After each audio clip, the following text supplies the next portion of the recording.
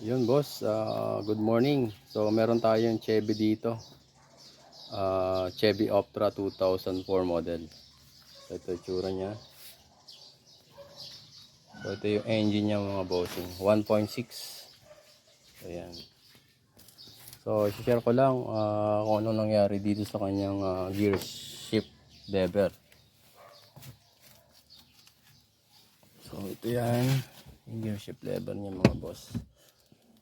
Ito yung gear shift lever niya mga bossing. Ayun, nawala na yung pinakang bushing sa loob. Ayan. So, kaya yan, hirap na siyang may cambio. So primera, hindi na maganda. So yun, dadrive lang niya, kapaan. Ibig sabihin, tsambahan kung ma-first gear o di kaya ma-reverse. So yun, hirap talaga siya mga bossing. So hindi pwedeng gamitin ng dyan sa labasan, ganun. So yun mga boss, yun. Bali, may parts na tayo, assembly na. So kasama tong buong to, pati yung rod na yan. Yan kasama yun doon. Ito yung mga ibang parts niya, saan natanggal dito sa ating luma. So i-compare natin boss yung pagkakaiba. Kung alin ba yung mga nawala. So yun, ito yung part number niya mga bossing. Ng gear shift assembly. Ayan.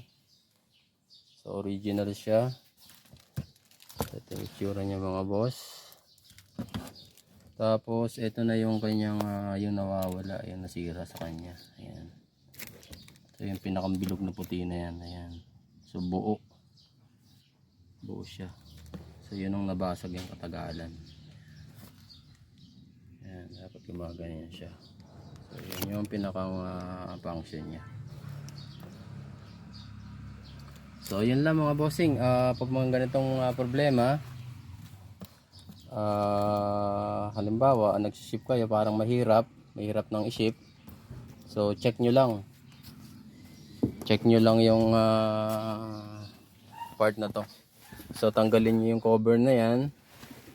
So yung cover dito, tanggalin nyo yan. Tapos ito, para makita ninyo kung basag na talaga tong pinakang loob. So pag nakita ninyong basag na yan, kulang, so kailangan na talagang palitan. Para yun, mas magamit po ng maayos. So yun lang mga boss, share ko lang, Chevy Optra 2004 model. Thank you.